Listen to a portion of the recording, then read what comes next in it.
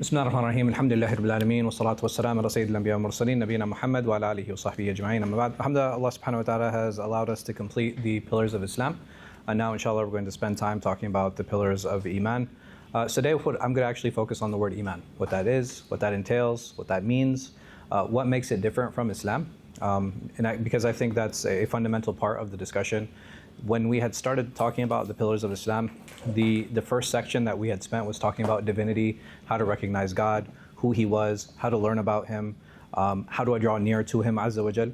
So I don't want to spend too much time on that because it's something that we've already discussed. I'll touch on it very briefly, but today inshallah for the next 3 sessions we will be focusing a lot on what Iman is, how to build it, what are the things that prevent an individual's Iman from growing, inshallah tabarak wa ta'ala. So the first part, the foundations of Iman.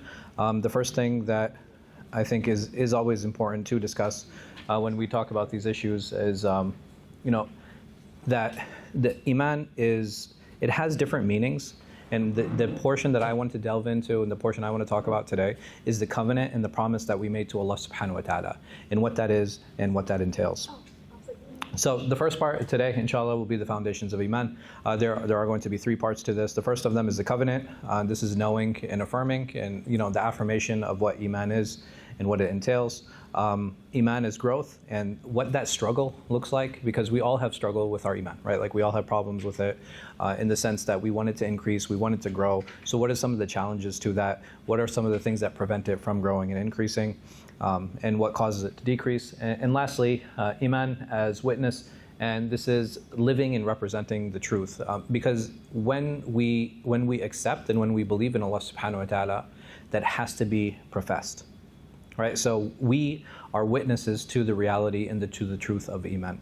And how do we profess that? How do we show that? How do we manifest that in our lives? That's something that's really, really important. So what does Iman mean linguistically? So if you look at it, there are a lot of terms that we use as Muslims without realizing or like forgetting that there were pre-Islamic uses for these terms. So for example, when the Prophet ﷺ came, the word salah, it wasn't invented by him. Right? So salah had a pre-Islamic meaning. Iman had a pre-Islamic meaning. So what do some of these terms mean, and what do some of these words mean, and how is it that Islam co-opted them and used them to represent what it is that we know today? And there are a number of meanings to this, but linguistically it means to affirm or to feel secure. Feel secure in what? So how would you guys relate that? And I'll bring some more definitions, inshallah, to kind of help the idea gel in our minds. But when we say that, okay, ya'man shay, to protect it, what does that mean? And how is that related to how we understand belief and what it is? And maybe belief isn't the best representation of what Iman is. So you feel protected, you feel secured, you feel like you have a trustworthy relationship between you and your Lord. Okay. Anyone else? Okay. So like to affirm our belief, it's not just lip service. And when we talk about the difference between Islam and Iman, I think that's an important discussion. Technically, there are 3, right? Belief in the heart, statement in the tongue, action in the limbs. And many of you have probably seen somebody taking their shahada. Yes? Have you guys gotten the opportunity to do that? Why do we do that? So this is action, right? So somebody to actually state it. So my question to you is, if I have somebody who doesn't do that, a person has come to this realization and they've come to this conclusion that, they did their research, they did their reading, or they had an interaction, or maybe they heard something and it really touched them and they're like, man, this is the right religion. And on their way to the masjid, they get into a car accident and they die. So when did they convert? That's what I actually wanted to ask. The belief in their heart? Right, the moment that they believed. The moment that they believed. So the moment that an individual believes, that's when he technically converts to Islam. So why do we have this ceremony? Okay, so why? To announce being part of a community. Like Okay. marriage, Like marriage. Why? So why do you announce the marriage? How come we can't do secret marriages? Why? Okay, so why is it important to announce it to the community so that we can also To be held accountable. huh? To be held accountable. To be held accountable? Sure, that's one possibility. To affirm it? Mashi, Support maybe. system. To offer the support system. Right, I'm saying how many of us even use that support system? What is it? I said how many of us who have been born Muslim use the support system? The support system's there, yeah. Yeah. Or that you have access to it. I have access. Okay. Yeah, I mean, technically, there are like non-Muslims that come and see me. And some of them, they need help in different things. Some of them have different relationships that they need help in or to navigate. Some of them have work issues. I don't know why they reach out to me, but they do. And it's a minority, right? It's not a lot of people, but they still do. So why else? Why else would we do that? Why have this ceremony? Why have this ritual? So, Okay. and the things that So you don't so say. so if I actually vocalize what it is I believe, it's a way for me to kind of affirm that belief.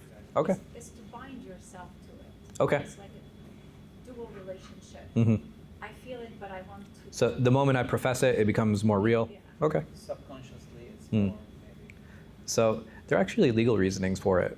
legal reason. Yeah. What are the legal reasonings? Now this person, the moment that they announce that they're Muslim, they're eligible to be married into the community. They're eligible to Muslim services. Like if they pass away now, right? Because before they got to the masjid, did anybody know? No. But the moment they came out and they professed and they took their shahada and the person passes away, what do we do as a community? We do their janazah, we wash the body, we bury them as a Muslim. So there are a lot of legal ramifications, and the reason for that formalization is to let the community know, like, hey, listen, I'm part of the community, and if anybody asks, like when he asks for somebody's hand in marriage, is anybody going to be like, oh, is this guy Muslim? You know, no, right? You don't have those issues because that person has already professed their shahada. You know, when it comes to death, when it comes to, like, sometimes people have to make umrah, right? So the number of people that come to me and make umrah, they're like, oh, hey, listen, I need a certificate to prove my Islam. And somebody had asked me, they're like, hey, you don't ask anybody any questions? Like when they ask about this, I was like, what do you want me to do? Ask them to pray in front of me? Like, it's like, no, take your shahada in front of me so that I can actually affirm that you're Muslim. The moment a person says, like, I'm Muslim and I need a certificate, that's it. That's all I need, right? I don't need to go into a deeper discussion on what that means and what that entails, because as long as the person is asking for it, there are certain things that we as Muslims, we should overlook. One of them is if someone comes to me and they say, or they treat, or they act, or they look Muslim, my obligation is to what? To treat them as a Muslim, right? That's my obligation. If a couple comes in, they say we're married, should I be like, show me your marriage certificate? Right? I can't do that. As Muslims, there are certain things that when a person makes those claims, we have to accept that claim. We're not here to question it. Otherwise, what would happen if we started questioning everybody's marriage and everybody's Islam? Right? You create a lot of distrust in the community, and in our communities, in our societies, they're supposed to be founded upon trust. You know, I should assume good about others until they violate that. Meaning that I should give everybody a chance, right? I should give everybody at least one chance. And it's like, man, yeah, this person looks kind of shady. But at that point, it's your choice, right? I'm not obligated to interact with everyone, but I should try to do the best that I can to try to do that and try to interact with them. So what I did is I brought 4 of my favorite dictionaries to kind of define what Iman is. One of them is Sahaba Johari. He says Iman is derived from Amina, to feel secure, and it means a tasdeeq, or to affirm.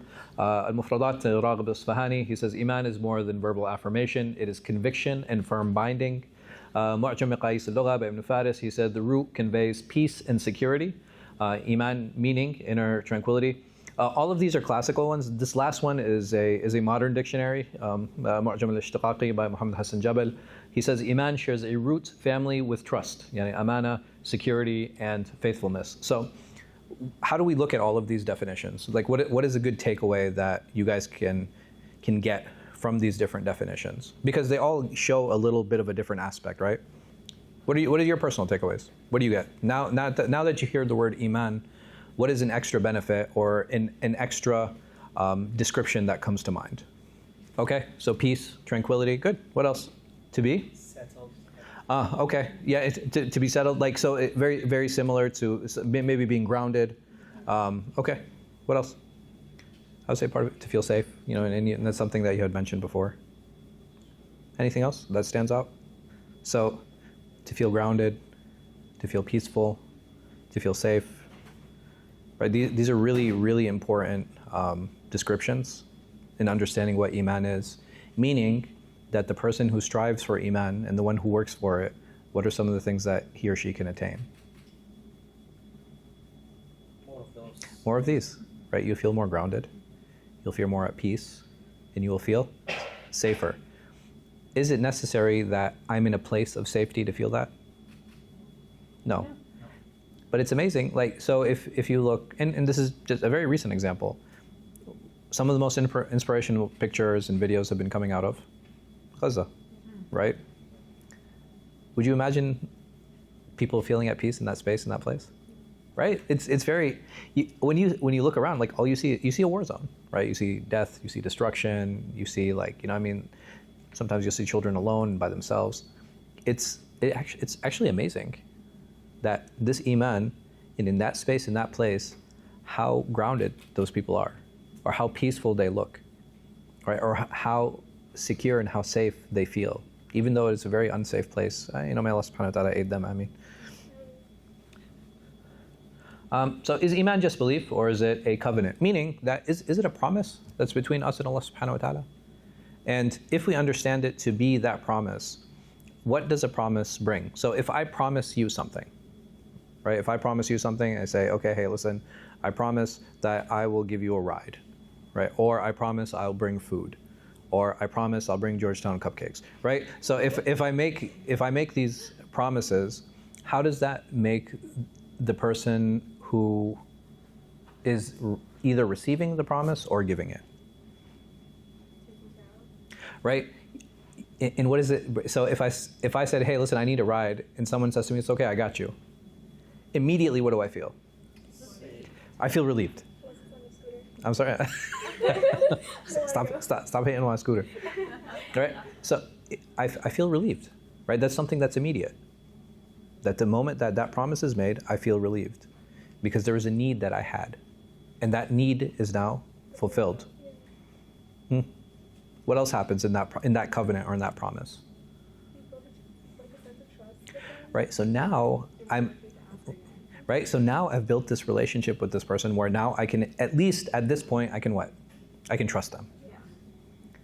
And if we think about that feeling of relief and that feeling of trust, these are feelings that we should have every time we turn to Allah subhanahu wa ta'ala. And that's why this is so important, right? That's why Iman is so fundamental. That's why belief is something that we spend so much time talking about.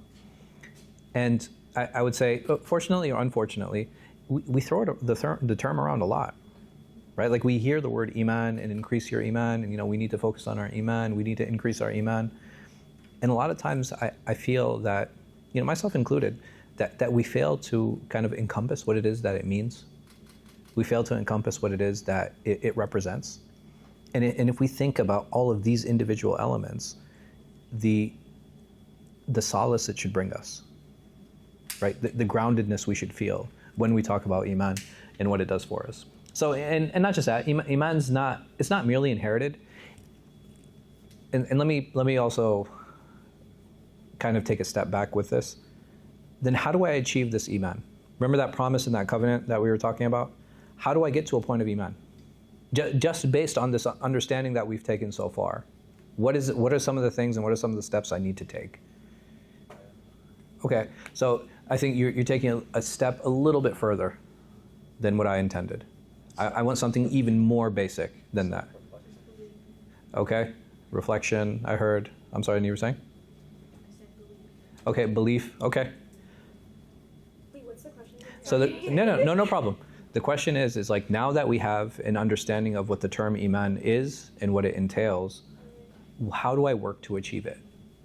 Just based on the very superficial grasp that we've taken so far. Okay. That commitment, that's something that's really important. What do I need to do about that commitment? Is to deliver. Mm-hmm. So I need to make effort, right? Yeah. I have to make effort. Binding. Right? It's not just binding, meaning that it's something I have to actually what? I have to do and I have to seek, right? I have to seek that. Remember, we're talking about that person who's seeking help, and all of us need help. When Allah subhanahu wa ta'ala, He describes us, He says that we're fuqara ilallah, that we're in need of Him, like we're impoverished, we have nothing. And we need Allah subhanahu wa ta'ala, and if we need Allah, then that is the path of Iman. Because that's something that we're seeking. It's something that we're looking toward. And I have to make that effort. And the first step in making that is seeking that commitment and that covenant. Right? Dua is that stage where I trust Allah subhanahu wa ta'ala, and the thing is, we can even reflect that back on ourselves. It's like, okay, well, why am I not asking Allah subhanahu wa ta'ala? Because I haven't fully trusted Him. Right? Right? If I'm not engaging with my Lord, or if I'm not asking, then that means then I have to ask myself, do I truly trust Him? What is preventing me from asking Allah subhanahu wa ta'ala? What is preventing me from engaging? Sometimes it could be like a lack of practice. It's like, well, it's not something I do. It's not something I've done. Okay, well, sit down, start. Right? Just set aside 1 minute every day. Set aside, then the following week, 3 minutes. Yeah, please. Set aside 2 minutes, then increase it to 5 minutes. But setting aside and making a dua session, I'm saying once our heart softens, right now our hearts are hard, right? They're very hard, they're very firm. And the more we ask, what happens to our hearts? Right? They start to soften a little bit, and it becomes that much easier to express what it is that we seek and what it is that we want. Because we start recognizing our own shortcomings. We start recognizing all of the things that we need in our lives. It's like I realize that I'm a coward. I realize that I'm cheap. I realize that I'm unkind. But in order to recognize those things, it requires a soft heart, right? Otherwise, the person who's arrogant, right? You know what I mean? The person who's arrogant, is he going to be like, yeah, I'm arrogant, right? No, they're not. It's like, nah, everybody, right? What happens with a person who has the opposite of these characteristics is that they become very projective, right? So they'll start blaming other people, and they'll start looking at other people, and they'll be like, oh no, he's mean, and he's like that, and she's like this, and they're like that, because they're unable to become reflective because of the hardness of their heart, right? It just becomes so reflective. Like the moment I try to turn to it, the moment I try to look at it, it's like a mirror that starts bouncing off and looking at the people around me. And that's something that we need to worry about, and something that we ask Allah subhanahu wa ta'ala to protect us all from. So this ayah is something that's really important. وَإِذْ أَخَذَ رَبُّكَ مِنْ بَنِي آدَمَ مِنْ ظُهُورِهِمْ ذُرِّيَّتَهُمْ وَأَشْهَدُهُمْ عَلَىٰ أَنفُسِهِمْ أَلَسْتُ بِرَبِّكُمْ قَالُوا بَلَىٰ شَهِدْنَا. So here Allah subhanahu wa ta'ala, He says that when your Lord took out the offspring from the loins of the children of Adam and made them bear witness about themselves, He said, am I not your Lord? And they replied, yes, we bear witness. When did this happen? Right, this is something that happened before we were born. It happened before we were created, that we all, every single one of us, we stood in front of Allah subhanahu wa ta'ala, and Allah subhanahu wa ta'ala took a covenant. He took a promise from every single one of us. He said, am I not your Lord? And He, Azza wa Jalla, He's telling us that there wasn't a single person who said, nah. Every single one of us, we said, yes, bala, absolutely. We bear witness that you are our Lord. Meaning that in this world, what is my job now? To fulfill that promise and to fulfill that covenant that I made to Him. And subhanAllah, this ayah is so powerful for another reason, that I have had individuals come and tell me, it was like, well, I didn't ask to be born. No, well, I didn't want to be in this world. It's like, well, you didn't say anything here. Right? Like you weren't complaining over at this point. You thought, like, over here, all of us, we thought it was simple. We're seeing Allah subhanahu wa ta'ala. We're given access to Him, Azza wa Jal. And He's asking us one question. He's like, am I not your Lord? And we're all sitting there. We're like, yeah, of course. like, duh. Like, this is, yes, absolutely, you are our Lord. Yeah, tafadhal, ya akhi. Can someone not argue though that you'd have to first believe in the Quran to affirm that? Absolutely. So, No, 100%. I'm saying this is as a Muslim, oh. right?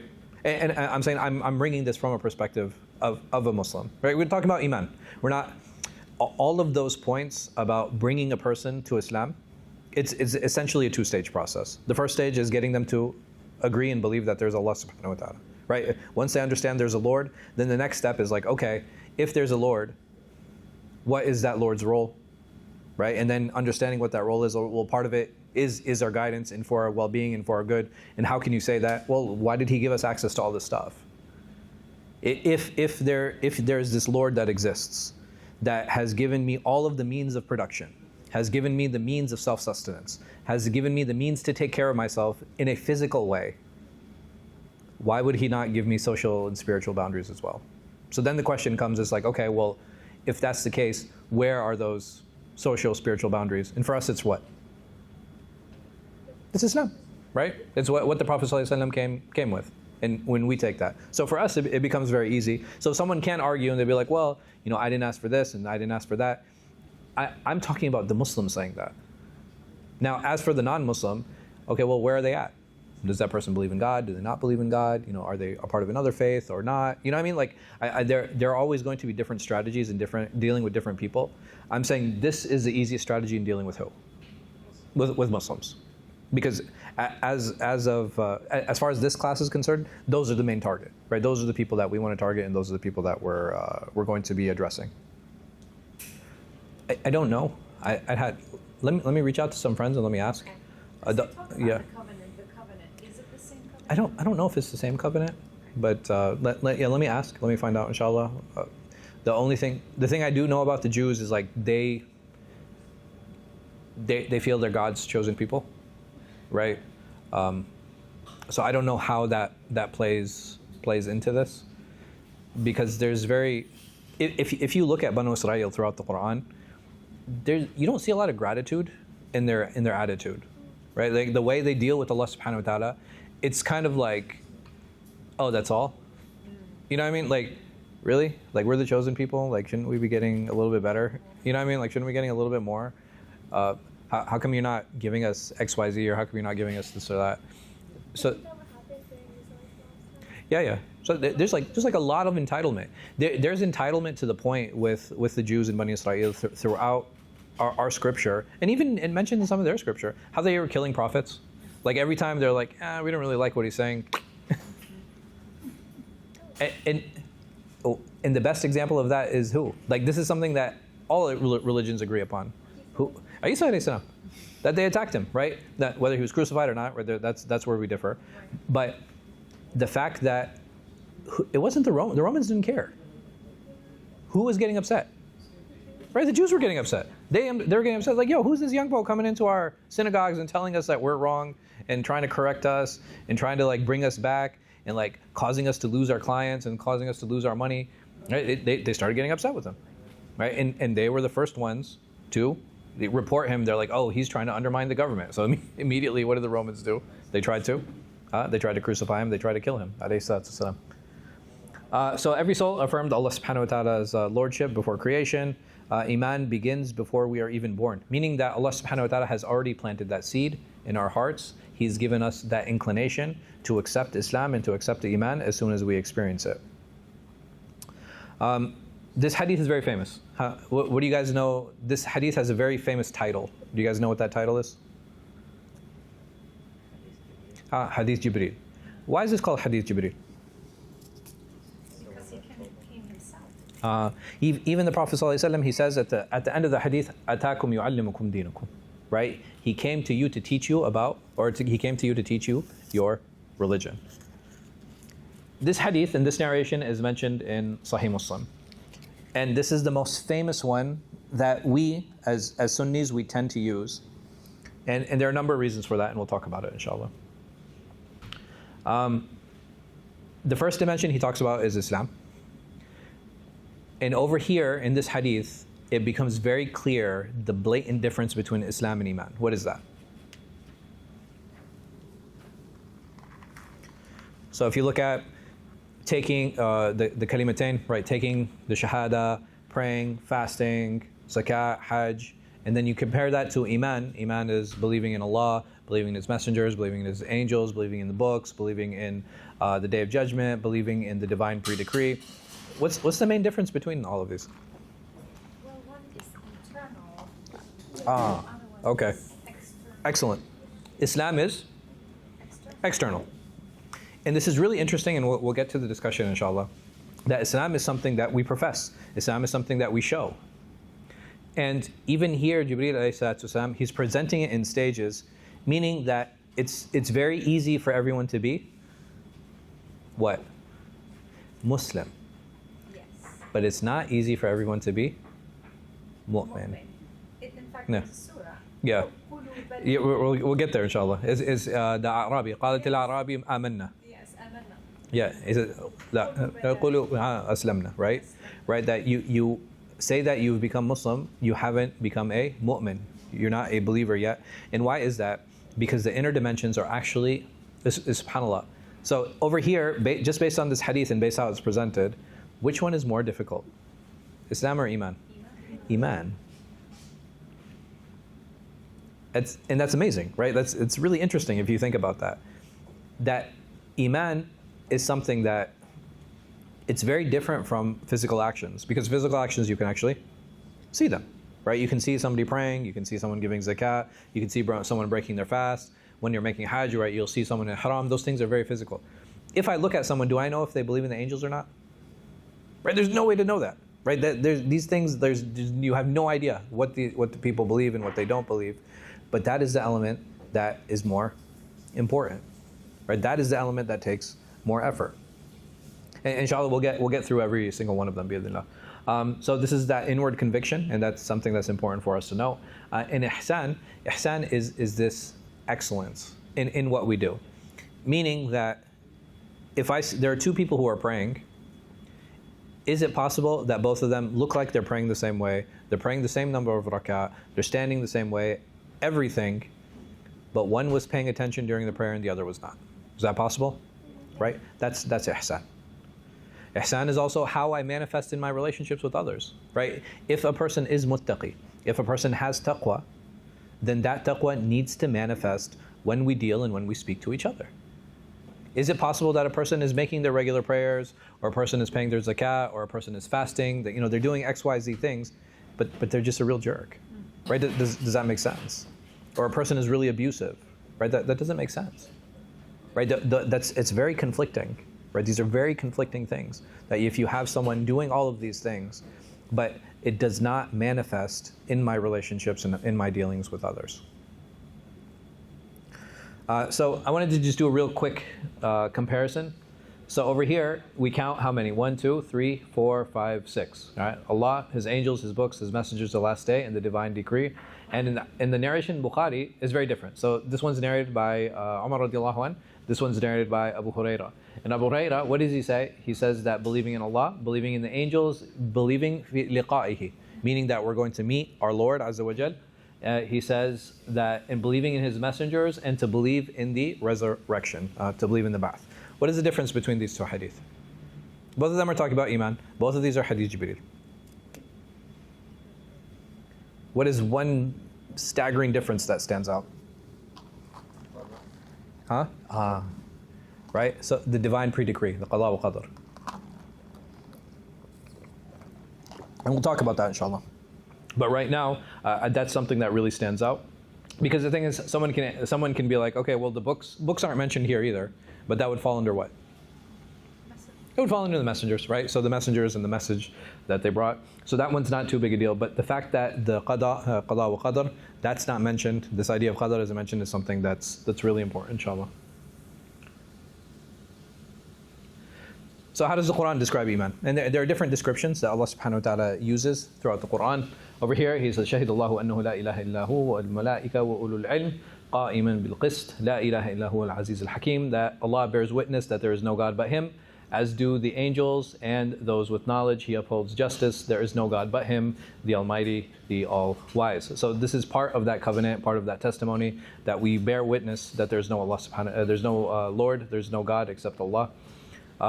It's something that's conscious and something that we're aware of. Allah subhanahu wa ta'ala says, آمن الرسول بما أنزل إليه من ربه والمؤمنون كل آمن بالله وملائكته وكتبه ورسله. The messengers believe in what, the messenger believes in what has been sent down to him from his Lord, as do the faithful. They all believe in Allah, His angels, His scriptures, and His messengers. Allah subhanahu wa ta'ala also says, He says, and this is the ayah that you're referring to, right? قالت الأعراب آمنا قل لم تؤمنوا ولكن قولوا أسلمنا ولما يدخل الإيمان في قلوبكم. It says the desert Arabs say, we believe, say, you do not believe, only say, we have submitted, for faith has not entered your hearts. Meaning that you have that superficial belief, you're willing to do all of these actions, you're willing to do all of these deeds, but the details, like the level of Iman hasn't reached that point yet. Why? Because you haven't spent enough time practicing, you haven't spent enough time in the religion. What is the opposite of belief? Disbelief is one opposite. What is another one? I'm sorry? I'm sure you guys know this one. That wasn't what I'm looking for. Hypocrisy. Why? You you show something that Well, not just you show something, right? Because Iman, what did we say before? How did we initially describe it? That it's something that you believe and it's something that you practice. In nifaq, you're practicing what? What you don't believe. So, and this group of people, they lived during the time of the Prophet ﷺ, they were known as what? They're known as munafiqeen, the hypocrites. And these people, do these people still exist? Yeah, they do. And do we know who they are? I can point them out. No, I'm just kidding. No, like we don't know who they are. Why? Because as long as a person shows their Islam, I am obligated to treat them as a Muslim. Like, the Prophet ﷺ, did he not know who the munafiqeen were? Yeah, he did. He did. Like, why didn't he just kill them? No. It was like, man, these guys are so annoying. Let me just. He didn't want people to think Huh? he was a killer. Well, he I'm sorry? didn't kill them. He didn't want people to think he was a killer. Well, not just a killer. He, sallallahu alaihi wasallam, he said himself, he's like, I don't want the people to say that Muhammad kills his own people. And had he, sallallahu alaihi wasallam, executed the munafiqeen, what kind of precedent would that have set going forward? Right, not anybody who I felt was a munafiq, what would I do? I'd be like, hey, he was a munafiq. Yes? It would set a terrible precedent of bloodshed. Meaning that every single person that I deal with, regardless of how I feel about them, I have to treat them as a Muslim. That's their right. Now, what does that mean? That means that, right, if they sneeze and they say Alhamdulillah, I respond. I say Yarhamukallah, I respond to their salam. They invite me, etc. All of those things. Does it mean I have to be that person's best friend? No, right? Like I don't have to be best friends with every single Muslim in the world, right? It's like I have a billion best friends. It's like, no, you don't, man. Yeah. Kind of just reminded me. Yeah. Question: when like when you go into the supermarket and you see another sister wearing a hijab, Yeah. I feel like I have to say assalamu alaikum just Yeah. because of the. Is that okay? Or Yeah, of course. I mean, that's fine. I do it a lot. I do it myself. I give salam to everyone. I think it depends. Man, I don't even know if I want to share this story. It's so heartbreaking. So yeah.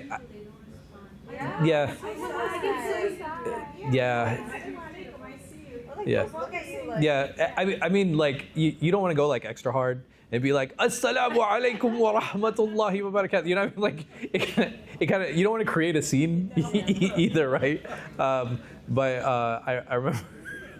So there's this young man I know. He was like he works in like a pretty liberal city, and there's a bunch of Muslims. And when he was leaving, he was like, "All right, guys, assalamu alaikum." And one of the guys goes, "Did he just say assalamu alaikum?" It's like, oh, that just gave me the ick. And I was like, oh my God, yo, yeah. And I was like, nah, bro, you misunderstood. It's not possible. He's like, no, I didn't misunderstand. It's exactly what he said. Yeah. It's like, oh, that's gross. Oh, gross. Yeah. Yeah. Like cringe. Yeah, cringe is probably a better translation. And it's like, yeah, like you're doing too much. It's like, and it's like, it's really unfortunate. I think there are a lot of people who, unfortunately, don't have like strength of character, and they're not proud of their Islam, and it's very difficult for them to kind of define what their Islam is. And it's, for some people, it's just like a very loose cultural association to Islam, and there's certain symbols, and like the stuff they like is the stuff that they'll identify with, and the stuff that they don't care for, they kind of distance themselves. So if something is like too overtly Islamic, they don't like those things. Yeah, thanks. Yeah, I don't know, dude. Oh man, Allah protect us. So hypocrisy. is that Yeah. No, it's not. It was a light joke. no, I mean that person? No, inshallah. I hope not. I think for me, I would say it's a sign of somebody who's more confused than hypocrisy. Because someone might be like, oh, well, why would you be a hypocrite, or why would you do this? I mean, remember, these are people who maybe touched the Prophet ﷺ's blessed hand, who maybe prayed behind him, maybe who fought next to him, maybe heard his recitation. You know what I mean? Like, and for me, it's like, how? You know what I mean? Like how? Like, just being around his blessed person, and you still don't believe? That makes them. I believe that makes them a mu'min. Here, let me ask this: a person who is a person who's arrogant, are they ever going to question themselves?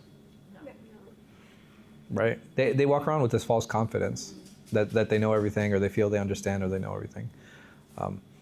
A person who doubts themselves, that means that they're questioning, right? They're questioning, and why are they questioning? Is because they want to know and they want to strengthen their belief. And I would say the epitome of this example is in which prophet? Ibrahim alayhi salam. Right? He questioned everything. Right? The first thing he questioned were the idols. He was like, why do you guys worship these things? Like they don't talk, they don't engage, they don't do any of these things. They can't even defend themselves. And then what did he do? He destroyed them. He's like, look. Before he wanted to feed them, he said, why don't you eat?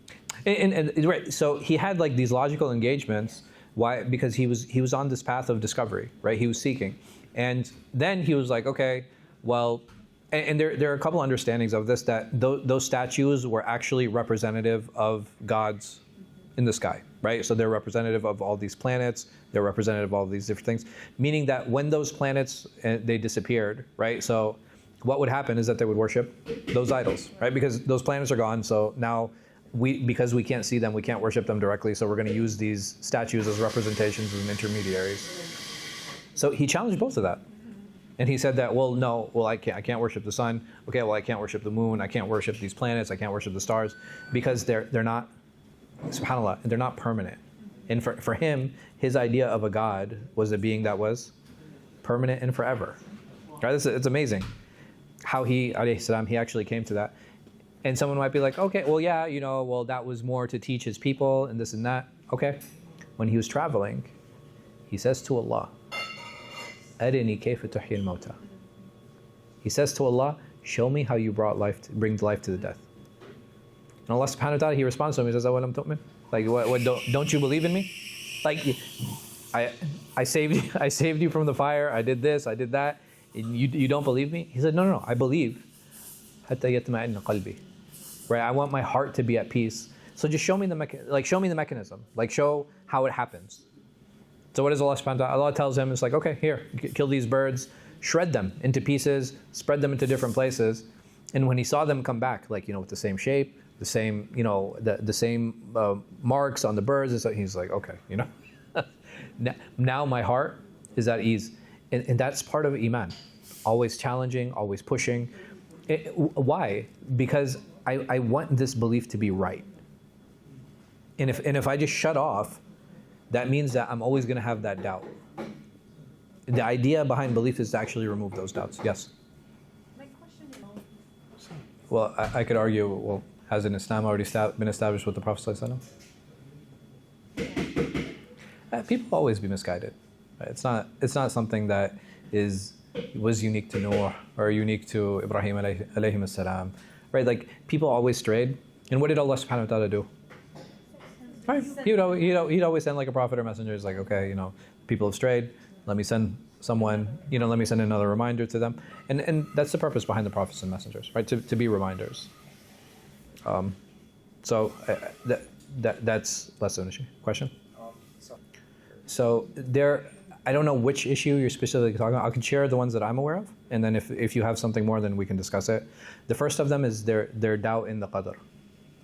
That's the first one, right? So when the Prophet ﷺ, he said that there's this pre-decree, there's this qadr, they came to the Prophet ﷺ and they're like, well, why don't we just give up doing actions?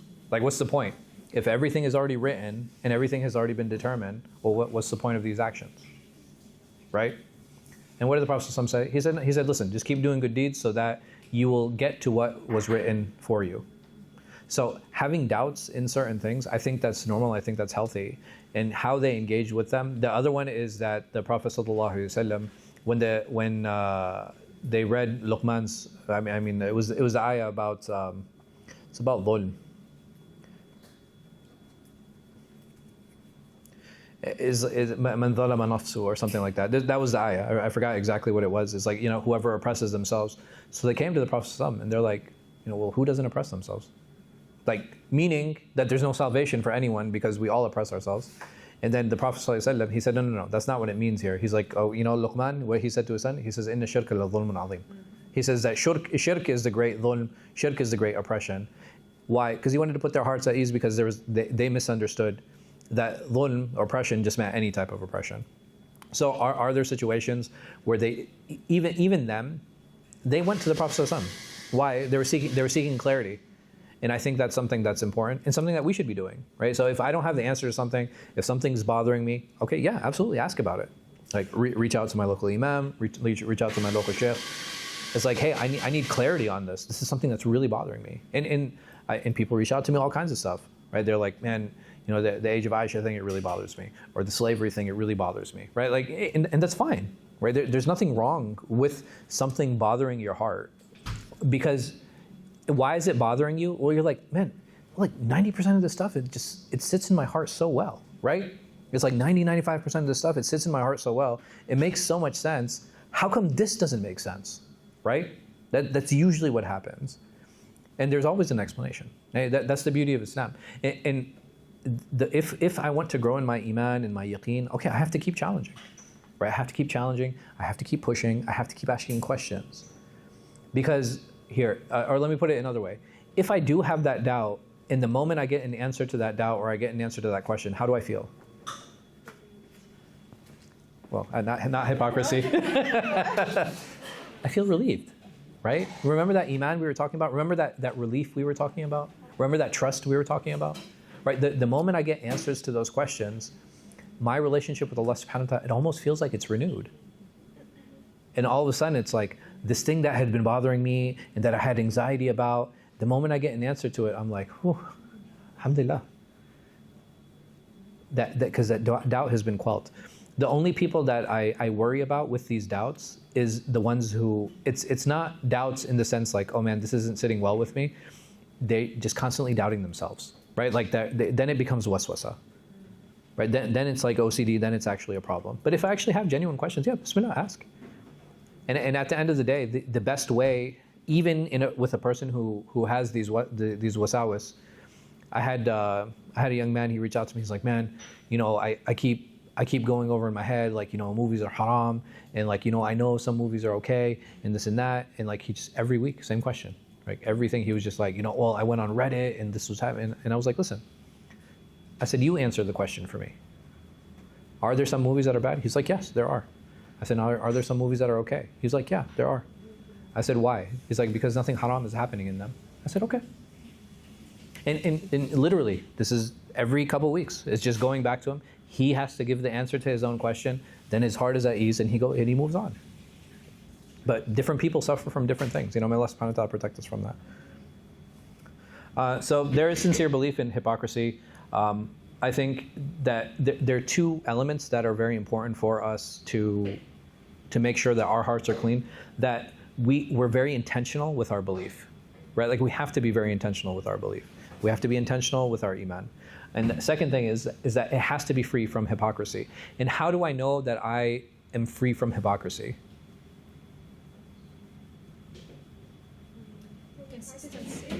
Consistency, huh?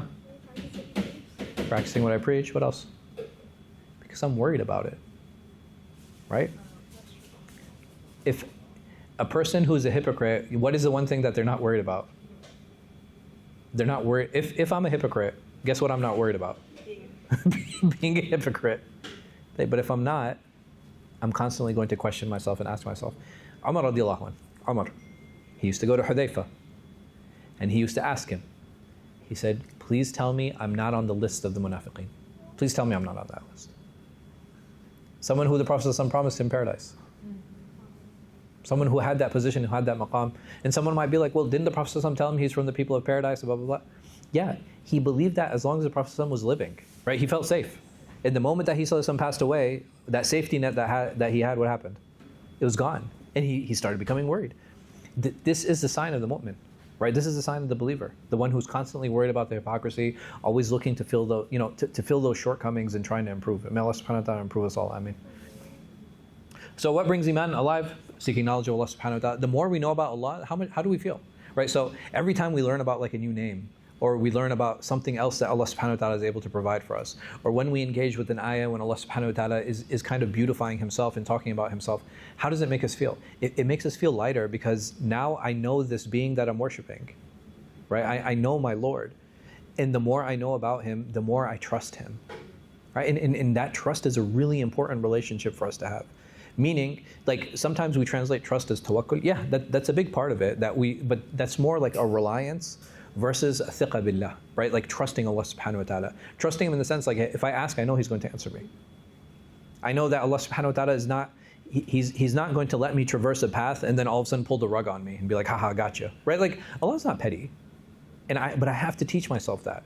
Part of the reason that we view as Allah subhanahu wa ta'ala as petty sometimes is because sometimes we can be petty, or the other people we've dealt with in our lives were very petty. And if that's the case, okay, I need to work on my pettiness. And if I'm surrounded by people who are petty, what do? I need to change my friend group. Right? It's as simple as that. Like I need to get out of that circle, and I need to improve. Reflecting on creation is just tafakkur, and we all do it, right? Like, have you guys ever been driving, or like even when it's raining, right? Even if it's raining, like you see, subhanallah, and there are certain things. It's like I remember the electricity went out one day, and I looked across the street, and this tree had fallen over, and I was like, man, it's only been raining for like a few minutes, right? It's subhanallah, like the power of the lightning, or the power of the wind, or the power of the rain. It's able to move this giant tree and cause it to break and cause it to fall. Right, so I think that, what does that do? It's like, subhanAllah, Allah subhanahu wa ta'ala has such an amazing, powerful system in place that we should all be destroyed with that same power. But we're not. Allah still allows things to continue. He still allows us to live. He still allows the world to function. Understanding the reality of the hereafter, knowing that Allah subhanahu wa ta'ala has created paradise, right? He's created the hellfire, and we have to work toward the paradise, and we have to fight and to stay away from the hellfire. Witnessing in truth and revelation and history. This is very easy. Like when we look at Allah subhanahu wa ta'ala, sometimes he talks about certain things that are to happen, and they do. Sometimes the Prophet ﷺ talks about things that are to happen, and we see them and we witness them. We experience them in our own lives. Right? That should only boost our Iman, and should only make us trust Allah subhanahu wa ta'ala more and draw us nearer to him. What are some barriers? Sometimes we shouldn't take Iman for granted. And some of us do that. Right, we just kind of take it for granted. It's just kind of there. Arrogance also, it leads to that. Right? If I do my prayers, like I'm doing my prayers, or like if I've given my zakat, like we take a lot of, like there's a lot of arrogance in those actions that makes us feel better than others, and may Allah protect us from that. So I think doubt, it depends on the type of doubt, right? I think there's a healthy doubt, and I think there's an unhealthy doubt. I think healthy doubt is something that's important, and that would never be a barrier. That's actually a pathway to Iman. Attachment to dunya over the akhirah, so if we attach ourselves to all of these things, we kind of blind ourselves to what the akhirah actually is and what our religion entails. So what shaped your belief? And this is something I want us all to think about. What experiences have you had? What relationships have you created? What are some things that you've heard? What are some verses that you reflected on that allowed you to reach where you are today? That allowed you to be here. Because Allah subhanahu wa ta'ala has chosen you, right? He's chosen all of you, right? What have you experienced that you felt like you were allowed to be chosen? Like Allah subhanahu wa ta'ala decided to have his mercy upon you. Well, how does that manifesting in your lives? Like, what am I doing about it? How am I being grateful for it? So remember the promise that Allah subhanahu wa ta'ala asked from us? And he said before we were created, Alastu bi rabbikum? Am I not your Lord? Well, how would we respond today? Yeah. Hopefully better. Right? That's what we all hope. And okay, tayyib. Even though we can't see Allah subhanahu wa ta'ala, right? Even though we can't engage with Allah subhanahu wa ta'ala, even though we can't have conversation with him azza wa jal, is my experience enough? Right? Is my experience enough where I can confidently say yes? And I hope that we all can. Sometimes is it hard? Yeah, it's tough. Sometimes it's difficult. Sometimes it's challenging. But I hope that those challenging times are less than the ones that we're confident in. And what proof is there in your actions that you affirm this? Like, how do I show thankfulness? Right, that's important. Like how am I being shakir? How am I being thankful? Allah subhanahu wa ta'ala, like we don't deserve anything that we have. Okay, well, what am I doing about it? How am I improving myself? How am I showing my thankfulness? So here are some practical steps. Renew your shahada, right? Like, so make it intentional. Like, sit down, think about what does la ilaha illallah Muhammad Rasulullah actually mean? And like, how do I really engage my Lord Azza wa Jal? Learn one new name of Allah subhanahu wa ta'ala every week. I don't think that's something that's difficult. I just open a book, go online, ask, and just be like, okay, well, what does this mean? What does that mean? Engage with the book, with an ayah of the Quran. Sit down, do a tafsir. If you guys need help with tafsir or you need access to some, I can help you with that. Keep a personal dua journal. Like, make a list of things that you'd like to ask Allah subhanahu wa ta'ala for, so that we remember to constantly ask for them. Make your faith conscious. Think about it. It's like, man, I need to work on this, or you know what, I've always had a question about this. Okay, get it answered. Right? There's no reason to delay those things. Those things are really important. Iman is not a label, right? Remember, it's not superficial. It's on the heart. But it's a living covenant between you and Allah subhanahu wa ta'ala, built on knowledge, affirmed with sincerity, and expressed through worship. May Allah subhanahu wa ta'ala make us from the mu'mineen. Ameen. So this is some of the things that inshallah we're going to be talking about next session. That struggle, why does our faith fluctuate? How do we nourish it? What do scholars say about these levels of Iman? How do we reach them? What are some of the exercises that we can do? What are some of the engagements that we can create? What are some of the relationships that we can build? But we ask Allah subhanahu wa ta'ala to give us tawfiq. Wallahu a'lam wa sallallahu ala khayri khalqi nabina Muhammad wa ala alihi wa sahbihi wa sallam.